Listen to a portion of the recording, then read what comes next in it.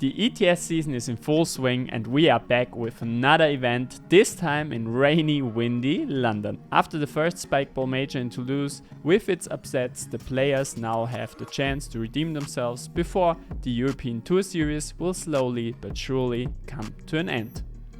Of course, we were a little bit disappointed that we didn't make finals in Toulouse. But I think overall, now after a week or 2 weeks, I think third place is quite alright for us. Yeah, after Toulouse being frustrating, I actually had to go home and practice serving, which I hadn't done in a while. But whenever I do actually play some games and hit some serves, I always play pretty well the next event. So hopefully Scott gets a good result from me. I think we've not been as good as we were last season. So I would say people expect that we can be in semis. Yeah. I think that's fair. Yeah, I think so too, and that's kind of what we expect as well. Yeah, we would be happy if we are in semis. Yeah, of course we would love to win, as always, and I think we can do it. Of course, we want to make finals now. I always just try and say every tournament I make sure it's my best performance. I think if I do that today, I'm pretty sure it'll be a good result for both of us. I would like to win. Yep.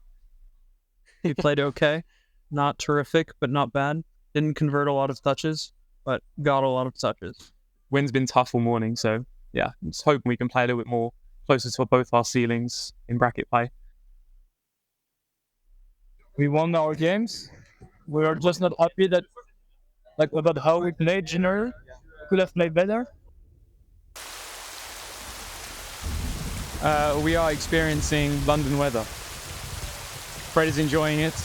Everyone is pretty much a little bit stop-start with the rain and the wind. It's very windy. So for those who are watching and those who aren't here, it's incredibly windy. To a point where it's making it very difficult to play around it. I haven't played it in that many or that worse windier conditions in quite a long time. We had 3 pretty clear games, and then we had a big break, and we didn't came out of this break that good like the first 3 games. So we lost the last game against the Canadian-French mashup. Yeah, and so we lost against Ellie, like in Toulouse in the semis. So we hope we will play against him today another time, so we can beat him and send him back to Canada with a lose against us. Before heading into the knockout stage, let's have a look at the brackets after pool play. In the round of 16, Hoku's Boom kick Yannick and Nelson out of the tournament after having lost the same matchup earlier in the group. They now face the first seed Pour Combien, and although putting on a great fight, especially in defense, they cannot keep up with Dorian and Robin, losing in 2.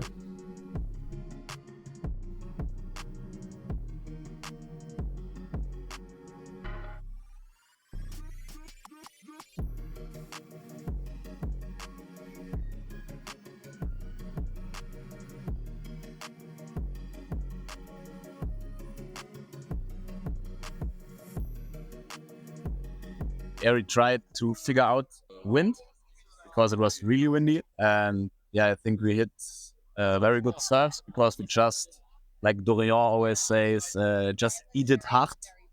Yes, and I think it worked pretty good. Yeah, and then we finished our side outs very clean, I think. And yeah, we are waiting for Pour Combien. Yeah, and we are very confident for winning it and reaching the final again.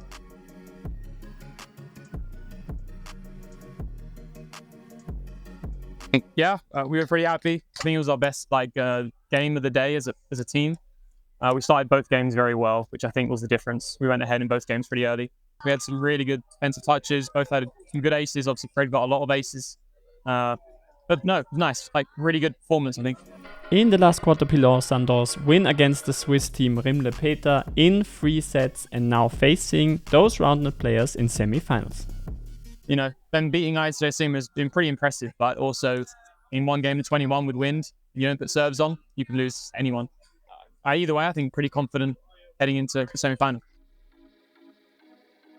Heading into the semi-finals, both teams leave no room for defense in the beginning. So we are already at 7-8 when Fred and Scott start to pick up some momentum.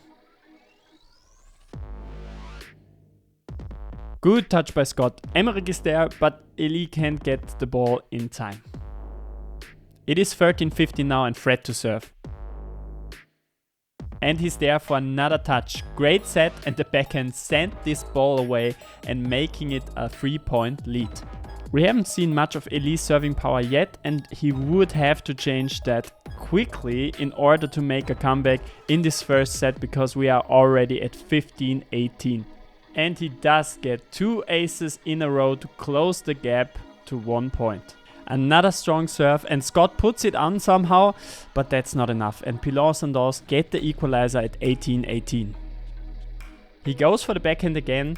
Fred makes a run for it and they bring it back on, but Emerick is there and dives to put it away. No, Fred is there again and swings hard to get the hold.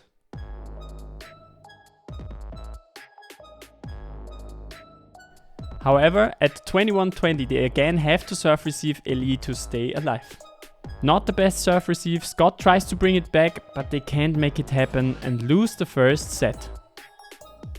Serve receiving Elie and putting on more serve pressure themselves would definitely be the key if they want to make a comeback in this series.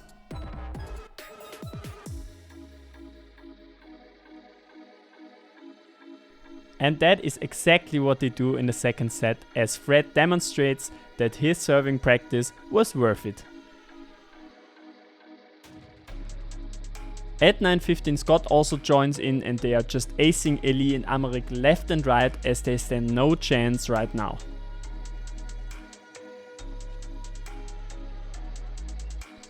They end up winning the second set 21-13, meaning we get to see a game 3 in which those Roundnet players will try to use their momentum to close the series. And that's just what they do, getting a few early breaks for a decent lead at 6-10. Great touch by Fred, and he sends the ball away to make it 6-11. If Emerick and Elie want to make another comeback, now would be a great moment. And if someone knows how to make comebacks happen, it's Elie, wiping out series of wild backhands, and now they have the chance to tie the game again. And they do it with another break. Scott and Fred need to somehow stop Elie's run. But they can't, as Fred gets gapped by this righty cut for the 14-13. We are at 17-17.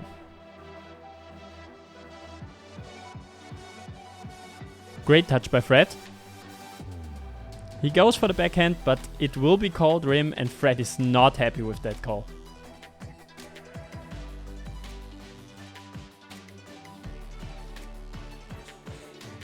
Now it's Scott serving for the redo, and he gets the ace in the most important moment, followed up by a big swing from Fred for another ace and the match point at 19-20. But we know what Elie is capable of from the 7 feet line.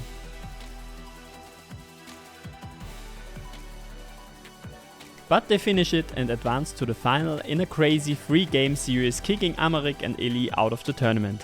In the other semi-final, Pour Combien will try to end the golden ETS run from Eisenträger Siemer, but in order to do that, they will have to step up their gameplay compared to pool play and the early knockout stage. I was not happy about my set this morning, and maybe serving more ace. More ace. Maybe. More consistency on serve there. Yeah, so more ace. Yeah. Because each serving is ace. Oh yeah, and for me I would say like more defenses, like be more focused. He like want more to touch the ball. Yeah, that's what I miss, I guess. Although Pour Combien entered the match with high hopes, in the beginning Eisenträger and Siemer get the better start with a few aces and defensive conversions.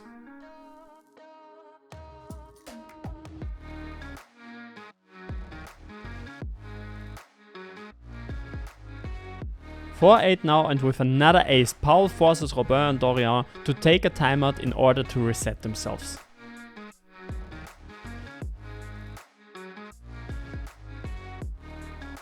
And the timeout seems to work as Robin comes back with an ace. 8-11 now, and that's a very rare error by Paul and Lucas that might bring Pour Combien back into the game. And Robert gets another touch and that ball is gone, and now Pour Combien are only 2 breaks behind.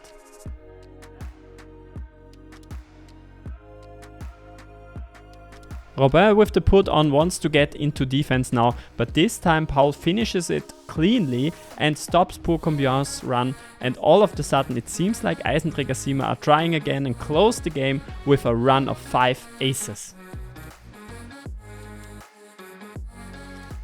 But even though it was a pretty tough set in the end, Pour Combien definitely had their moments where they were onto Lucas and Power, and they come out of the break with a better start and break their way to an early 4-2 lead. And again Robert has a touch on Paul's hit and puts the ball away to make it 5-2. And Pour Combien keep the pressure on, especially with their serves.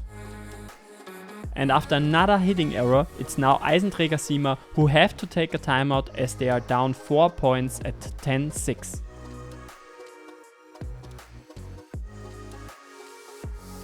Again, the timeout seems to work as Lucas runs down Robert's hit and he puts it away, a really important break for Eisenträger Siemer. It is 12-10 now, and with another ace, Lucas can now serve for the equalizer. And again, he is there in defense, but so is Robert, dives for the hold, and he booms it away and sends the game into overtime. 21-21 now, and Robert on the serve. The set is a bit short, but well handled by Power, and now they need one more break to make it to the final.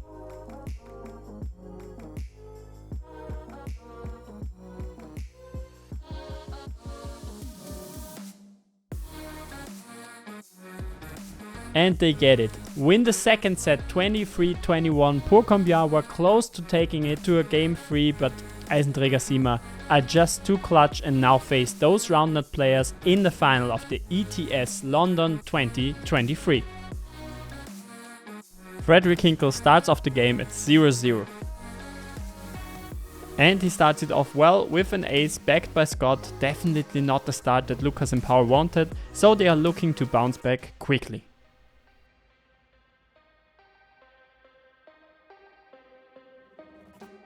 And they do so with 2 quick breaks to take back the lead.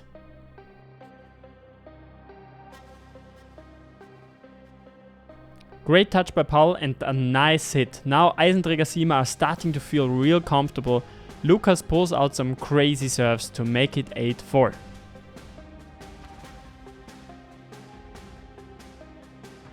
Scott and Fred need something to get back into this match, and they know if they want to make something happen, it will be from the serving line.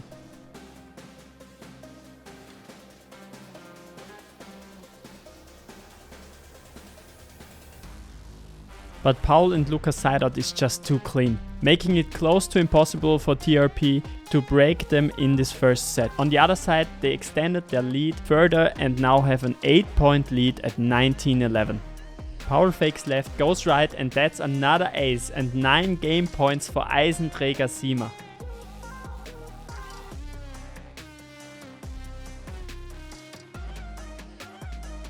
But they need one more, and Frederick Hinkle doesn't even try to get the serve by Paul after a dominant first set from Eisenträger Siemer. Scott and Fred definitely need to improve their serve receive, clean up their sideout and be more active in defense if they want to make a comeback.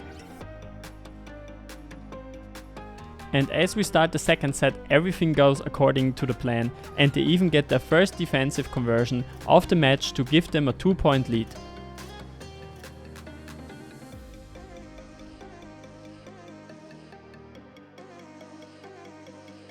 Scott gets the ball at 4-6. And as he's been doing all day, Scott again aces with his lefty to further increase their lead. But as in the first set, the hitting is not where it has to be, bringing Eisenträger Siemer back into the game.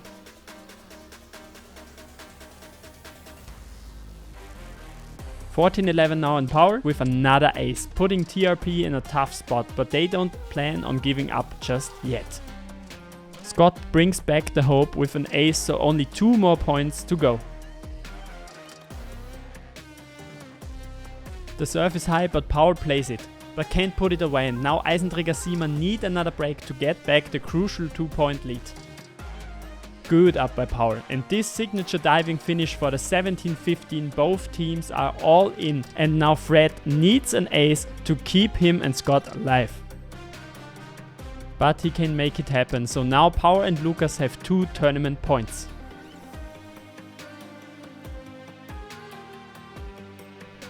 But Power only needs 1 and ends it with a bang to make Eisenträger Siemer the winner of ETS London 2023.